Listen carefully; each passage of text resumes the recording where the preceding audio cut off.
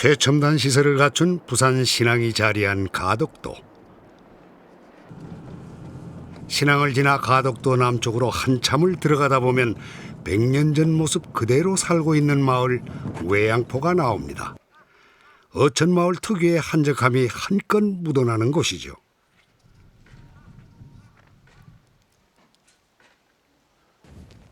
한눈에 봐도 켜켜이 쌓여있는 세월의 흔적을 느낄 수가 있습니다.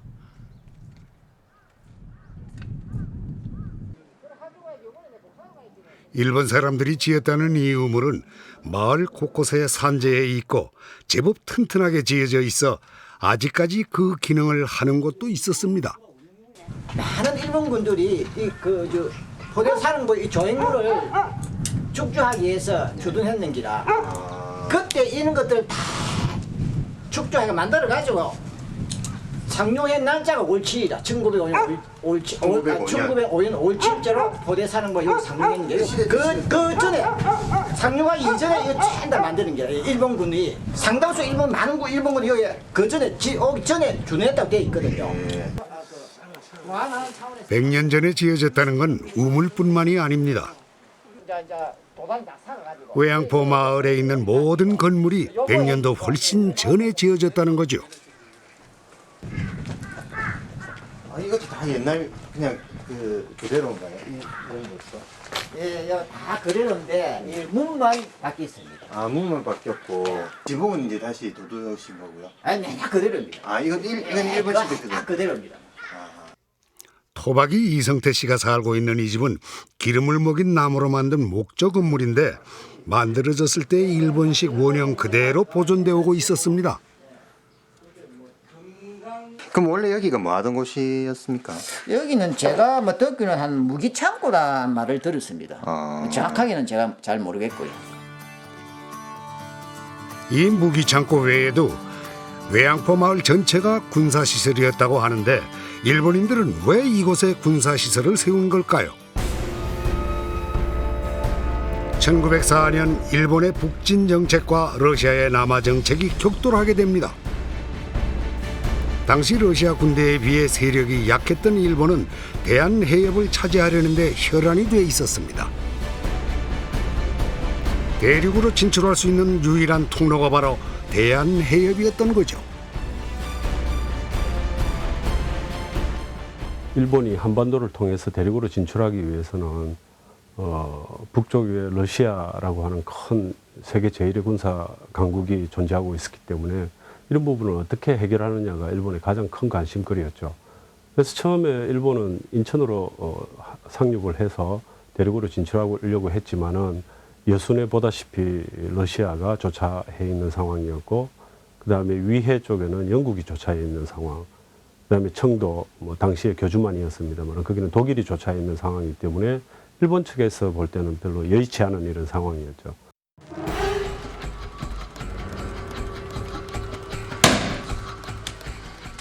러시아 해군 함대의 수가 대일본 제국의 함대보다 3배나 많다. 비록 수로는 열세지만 대비를 철저히 한다면 적의 함대를 전멸시킬 수 있을 것이다. 그러기 위해서는 함선을 의미하고 비밀리에 군사훈련을 할 수 있는 새로운 요항부가 꼭 필요하다. 요항부 부지를 조사하러 가면 어떻게 됐나? 하이! 한반도 남쪽 해안에 아주 적합한 곳을 찾았습니다. 그래, 그곳이 어딘가? 바로 이곳 진해입니다. 진해. 하이! 진해 앞바다는 수심이 깊어 함대가 정박하기 좋으며, 둘째, 주변에 가덕도라는 큰 성이 있어 요항부를 수비할 진수부를 설치하기에 용이할 것으로 판단되옵니다.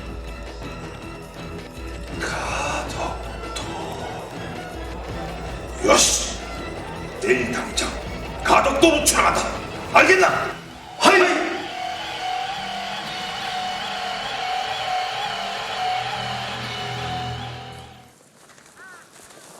마을 바로 뒤 언덕에는 당시에 만든 포대 지인지와 묘세사령부 건립을 기념하면서 세운 비석이 그대로 남아 있습니다.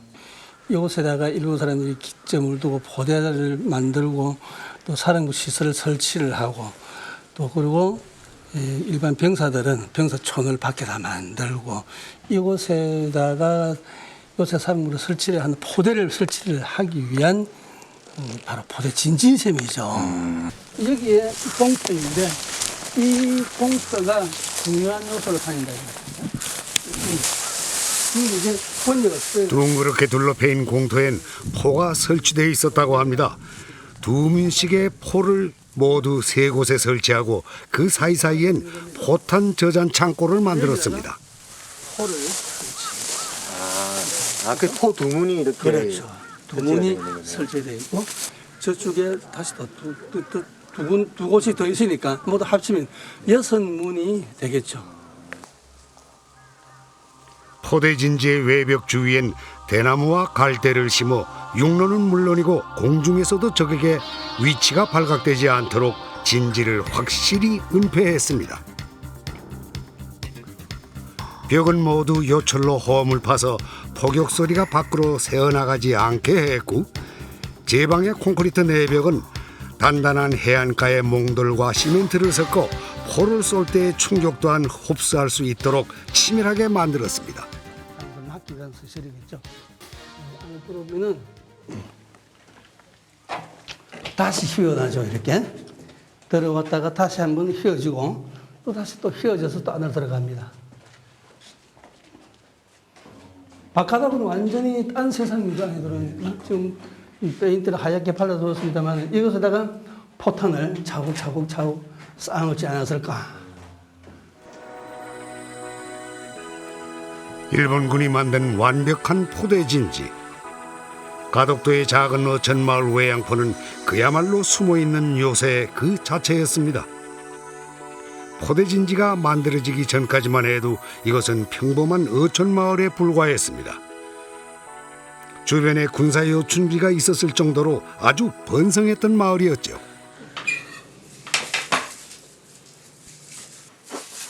식사하고 가해서. 먼저 물어라. 난 이거 마저 하고 묵게. 한 명도 빠짐없이 다 끌어낸다. 알겠나? 이게 무슨 소리고?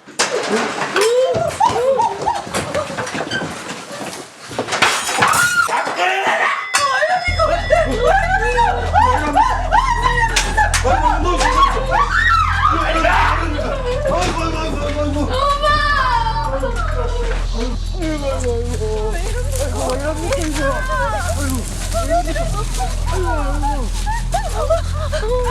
어르신, 이게 대체 무슨 일입니까? 오해놈들이 와 그러는지 나도 모르겠다. 지금부터 이곳은 대일본 제국의 군사지역으로 명명한다.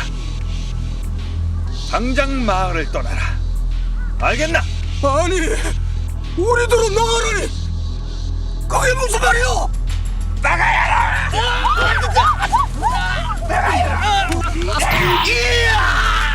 이게 무슨 짓입니까? 당신들은 위아래도 없는겨? 그 입에 총알을 쳐넣기 전에 닥치는 것이 좋을 것이다. 평생을 살았는데 우리들은 나가라니. 그럴 순 없어.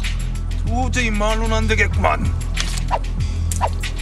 반항하지 못하게 확실하게 싹을 쳐라.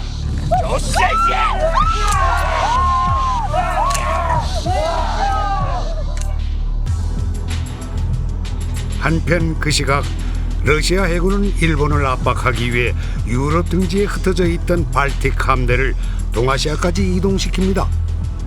그 해군력은 어쩌면 일본보다도 러시아가 나았다고 할 수 있지만은 동쪽 지방에 러시아의 수군력이 해군력이 없으니까 서쪽에 흑해에 있는 발틱 함대를 이 동쪽으로 보내가지고 그래 일본 해군과 싸워서 한번 세력을 만회해보겠다. 하지만 유럽에서 출발한 러시아 발틱 함대가 동아시아 인근까지 이동하는 데 걸린 기간은 무려 7개월. 기나긴 항해에 러시아 해군이 지쳐가는 동안 일본 해군은 적군을 일침에 격파할 만반의 준비를 하고 있었습니다. 외양포 요새의 가장 주목적은 역시 진해만을 지키기 위한 것이었지만은 당시로 보면은 발틱 함대가 블라디보스톡으로 가서 러시아의 태평양 함대와 연결되는 것을 막는 것이 현안 문제였기 때문에 그곳에서는 뭐 밤낮 아마 함포 사격이 또는 함포 훈련이 격렬하게 전개되었을 것이고 그와 연동해서 외양포에 있는 육문의 포도 아마 강도 높게 표적 사격을 준비한 것이 아닌가.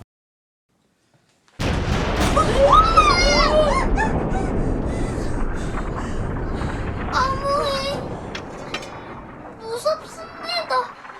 어머니, 쾅쾅쾅 소리 나는 게 무슨 소리입니까? 너무 겁먹지 마라. 전등 소리 알까?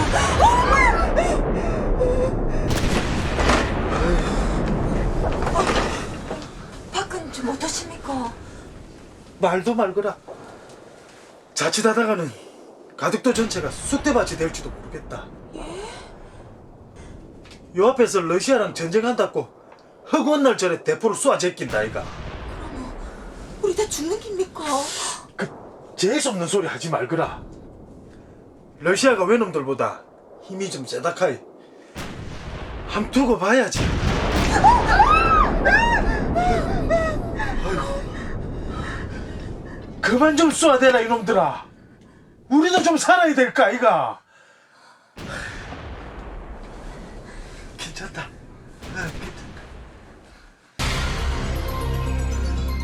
1905년 5월 27일 새벽 러시아 발틱 함대의 마지막 항해로가 쓰시마 해협으로 결정된 그 순간 진해만에 대기 중이었던 일본의 연합 함대의 출항 명령이 떨어집니다. 결과는 일본 연합 함대의 완승, 쓰시마 해전에 힘입어 러일 전쟁은 일본의 승리로 종전됩니다. 1945년 8월 15일 우리나라는 꿈에도 그리던 광복을 맞게 됩니다. 이로써 한반도에 주둔해 있었던 일본 군대는 모두 본국으로 귀향하게 되죠. 일본군이 모두 떠난 외양포에 드디어 봄날이 찾아왔습니다. 보소. 근데 뭐 때문에 여기 모이라고 했습니까? 아 저기 그 외양포에 있는 외놈들 군대 안 있나? 그 건물 서로 갖겠다고 시끄러워가 제비 뽑기로 공평하게 나눈다 카네. 진짜예요. 이 집중들 좀 합시다. 예? 우리 외양포 그 마을에서 그 외놈들이 남가놓고 간 그 건물 아십니까? 그거를 이 제비 뽑기로 해결을 하기로 했습니다. 예.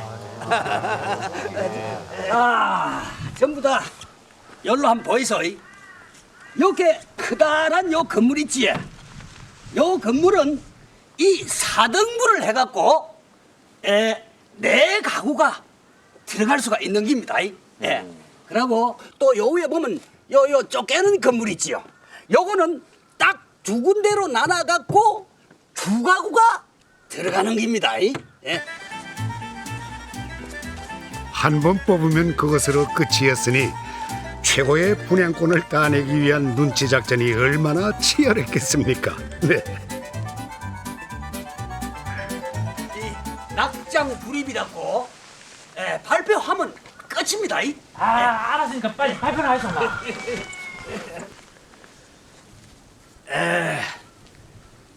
제일 좋은 집 장교 사택에 들어갈 집은 럭키 세븐 7번. 에이씨. 이 내만 빼놓고 짜고 치는 거 아닙니까 이거? 좀 고만들 하소 좀. 저 제비뽑기 하는 걸 말이지. 에? 그거 우리끼리 다 이렇게 약속해가지고 했던 거 아닌겨? 예?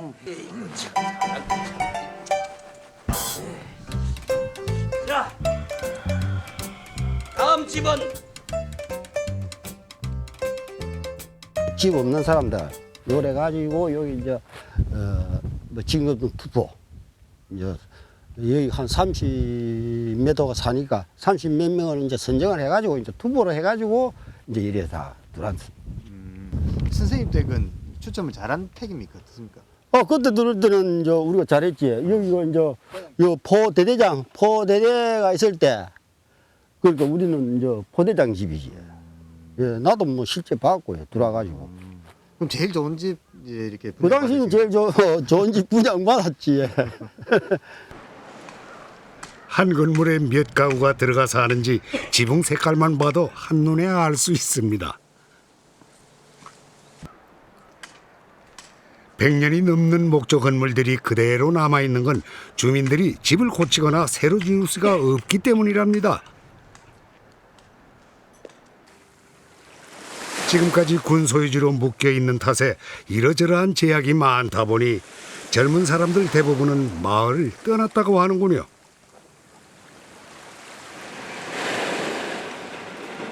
기남이 너희 집도 떠나는 기가. 예, 어쩌겠습니까? 여기서는 더 이상 못 살겠습니다. 야들이랑 이미 큰 집이라도 달라면 무태 나가야 뭐라도 하지 않겠습니까? 나간다고 무슨 수가 생기겠나? 국제시장 나가서 막일이라도 할라고 해. 여기서 계속 산다고 집이 내 집 되는 것도 아니고 나라에 불어해 주는 거 기다리다가는 죽도 밥도 안 될 것 같아가 어르신이 어쩌겠습니까? 다 늙은 내가 밖에 나가고 할 수 있는 일이 뭐가 있겠냐? 응? 그야 어여가 배 놓치겠다. 푸떡 가봐라. 예, 야들아 인사하더라. 안녕히 계시소. 그래.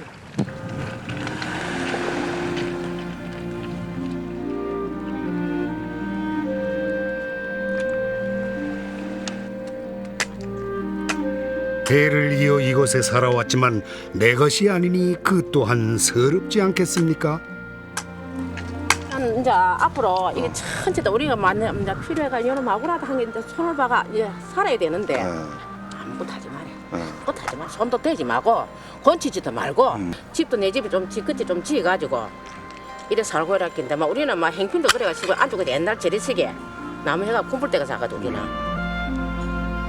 이들에겐 소원이 있다고 합니다. 아이고 불어받으면 이게 내 땅이고 내 마음대로도 조금 하고 조금 그래도 조금 무슨 집이라도 조금 마련해가 따시게 해가지고 어묵트리가 살지만 이 큰 집에 아휴, 사는 게 말이야. 사는 게 사는 기지만. 외양포는 그동안 일제강점기를 거치면서 또 해방 후에 반세기를 거치면서 그곳에 살던 사람들의 어떤 삶의 터전이라고 하는 것이 박탈된 채로 우리들의 기억 속에서 잊혀지고 또 그렇게 세월이 흘러 지금까지 왔습니다. 이제는 이런 부분들에 대해서 지역사회가 관심을 가지고 재발견을 하고 또 그러한 역사라든지 그것이 주는 우리들에게 대한 어떤 교훈을 재인식하고 우리가 관심을 가져야 할 때가 아닌가 그렇게 생각을 합니다.